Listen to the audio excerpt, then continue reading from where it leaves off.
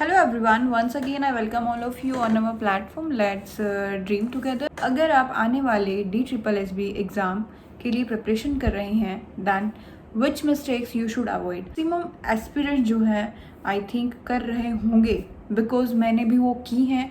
So I would like to share all of you that आप वो गलती ना करें जो मैंने करी। तो फर्स्ट थिंग इज़ आप 100% इंग्लिश और हिंदी में जो वोकेबलरी और शब्दावली का पोर्शन होता है उसको अवॉइड कर रहे होंगे। ठीक है, वोकेबलरी कुछ याद तो होती है नहीं, अवॉइड करते हैं।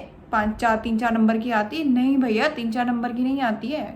और DSSB में अगर आप एक प्रॉपर कितने की आपकी इंग्लिश में वोकेबलरी आती है then you will get to know that around 5 to 6 marks जो आपकी नंबर अभी 20 में से 12 आ रहे हैं, अगर आप वोकेबलरी पे कमांड करेंगे देन आई एम 100% श्योर कि आपके यही मार्क्स 15+ हो जाएंगे। एंड उसके बाद सेकंड थिंग, हिंदी में जो आपके और इंग्लिश में कुछ ऐसे शब्द होते हैं जिनमें से अगर आप उनको याद कर लेते हैं तो मैक्सिमम वोकेब आपकी वहीं से कवर हो जाती है। For example one word substitution and idioms and phrases English में, और हिंदी में बोले तो जो हमारे मुहावरे होते हैं या फिर कुछ समूह के शब्दों के लिए एक शब्द का आना, वो जो है आपको याद करने ज़रूरी होते हैं। उसके बाद नेक्स्ट थिंग क्या है जो आप गलती मैक्सिमम करते हैं मैथ्स में, आप अपने कंसेप्ट क्लियर कर लेते हैं, आपके क्वेश्चन भी सोल्व हो जाते हैं। ठीक है, बट पेपर से बाहर जब आप पेपर दे के निकलते हैं ना तो आपका एक ही रिएक्शन होता है, यार पेपर तो सारा आता था पर ना स्पीड थोड़ी कम थी, मैथ्स में ना क्वेश्चन ही सोल्व नहीं हुए। सो आपको मेन क्या है, कंसेप्ट के साथ साथ कैलकुलेशन पे भी कमांड करनी पड़ेगी, और कैलकुलेशन पे कमांड नहीं करोगे तो मैथ्स पे कमांड नहीं होगी। और कैलकुलेशन पे कमांड कैसे हो सकती है, फॉर एग्जांपल आपको 20 तक स्क्वायर आपके टिप्स पे याद होने चाहिए। उसके बाद डेली कम से कम सुबह उठते ही रिचुअल बना लो कि 5 क्वेश्चन एक दिन एडिशन के लगाने हैं, लंबे लंबे लिख दो, 32, 42, 56 ऐसे कम से कम 10 जो है आपके उसमें स्टेप्स होने चाहिए, और उनको ऐड करके देखो जल्दी जल्दी आप कितने टाइम में सोल्व कर पाते हो। फिर नेक्स्ट डे आप उसको सब्ट्रैक्शन पे लेके जा सकते हो, मल्टीप्लिकेशन पे। और जो आपका मेथड होते हैं, पुराने जो मेथड होते हैं वही फॉलो करने जो हम बचपन से करते आते थे। बस वो करने का मोटो क्या है कि अगर आप उसी चीज़ को बार बार डेली करेंगे तो आपकी पकड़ ऐसी बनेगी, आप उसी चीज़ को इतना इफेक्टिवली करना शुरू कर दोगे, क्वेश्चन में जब आप उसको यूज़ करोगे तो आप अपनी कैलकुलेशन जो है देखोगे कि हाँ कैलकुलेशन मेरी बूस्ट हो गई है।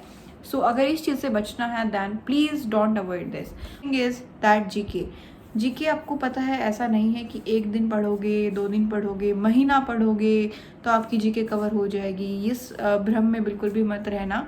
जीके एक ऐसी चीज़ है जो जैसे कि हम बोलते हैं ना बूंद बूंद से घड़ा भरता है, ऐसे ही थोड़ी थोड़ी डेली पढ़ोगे जीके तभी आपका वो घड़ा भरेगा। अदरवाइज आप क्वेश्चन जो आते हैं कॉम्पिटिटिव एग्जाम में उनको सॉल्व नहीं कर पाओगे, किसी भी हालत में नहीं कर पाओगे, आपको सब कुछ नया दिखेगा। तो उसके लिए एक बार बेसिक से जो इम्पॉर्टेंट बेसिक छोटे छोटे टॉपिक्स होते हैं उनको कवर कर लीजिए। और कवर कैसे करने, फॉर एग्जाम्पल मॉक की हेल्प से आपको पता चलेंगे कौन से जीके में टॉपिक इंपॉर्टेंट है। जो आपने मॉक जिस दिन लगाया उसमें से टॉपिक भी लिख लो साथ में कि जीके में इन टॉपिक्स में से मेरे से क्वेश्चन नहीं हुए थे, और उन्हीं टॉपिक्स के जो जीके हैं उसको आप एक बार पढ़ो, कहीं से भी, यूट्यूब से पढ़ो, बुक से पढ़ो, जहाँ से भी है उसको पढ़ के और याद करके छोड़ दो ताकि नेक्स्ट मॉक में आप वो मिस्टेक ना करो। उसके बाद लास्ट एंड फाइनल मिस्टेक्स में भी जो एस्पिरेंट करते हैं, और इवन मेरे पास एक कमेंट भी आया था कि मैम मॉक टेस्ट कब से लगाना शुरू करें। तो जो मॉक टेस्ट है आपका कब से लगाना शुरू करें, ये क्वेश्चन मार्क बहुत ही बड़ा है। हम कंफ्यूज रहते हैं कि कब करें, तैयारी पूरी होगी तब शुरू करेंगे। So this is a biggest mistake. तैयारी कभी पूरी नहीं होती है। Being a competitive exam aspirant मैं आपको बता देती हूँ, एग्ज़ाम के एंड मोमेंट तक लगेगा कि काश ये भी पढ़ लेता, ये भी पढ़ लेता, ये भी पढ़ लेता। सो मॉक टेस्ट है जो है आप कम से कम अपना वीक में एक बार ज़रूर लगाओ, हर संडे मॉक टेस्ट के लिए दो। आप में मॉक टेस्ट से नंबर जो आते हैं उनसे अपनी ईगो हर्ट नहीं करनी है कि मेरे तो नंबर ही नहीं आ रहे हैं, क्या करूं क्या करूं। मॉक से आपको सीखना है। कैसे सीखना है, कौन से क्वेश्चन जो हैं मेरे से सोल्व नहीं हुए, क्यों नहीं हुए, कंसेप्ट क्लैरिटी नहीं है या फिर रिवीजन की कमी है। उसके बाद नेक्स्ट देखना है कि आपको जो क्वेश्चन आपने सोल्व किए हैं, इवन करेक्टली सोल्व किए हैं, उनका क्या कोई ऐसा सॉल्यूशन है जो मैंने किया उसमें ज़्यादा समय लगा और जो मॉक वालों ने सॉल्यूशन दिया हुआ है उससे अगर हम करें तो कम समय लगे। तो ऐसे जो है आपको एनालिसिस करनी पड़ेगी चीज़ों को कि कैसे आप अपने समय सीमा को जो है थोड़ा कम करेंगे क्वेश्चन को सोल्व करने की, कैसे आप अपने कंसेप्ट्स का पता लगाएंगे, कौन से स्ट्रॉन्ग पॉइंट्स हैं, कौन से वीक पॉइंट्स हैं। तो ये चीज़ें आपकी प्रिपरेशन के साथ साथ ही चलती रहनी चाहिए। ऐसा नहीं है कि एक दिन प्रिपरेशन का सर्कल ख़त्म होगा, सिलेबस का सर्कल ख़त्म होगा, फिर आप मॉक टेस्ट लगाओगे। So this is a biggest blunder, do not do, please do not do this. I hope आपको ये जो कुछ इम्पॉर्टेंट ब्लंडर्स बताए हैं आप ये अब इस वीडियो के बाद बिल्कुल भी नहीं करेंगे। अगर आप अभी तक कर रहे थे, please start your vocabulary section, calculation part पे वर्क करो और मॉक टेस्ट जो है हर वीक में एक बार ज़रूर लगाओ और उसका एनालिसिस भी करिए। Thank you for watching the video. Do like, share and subscribe.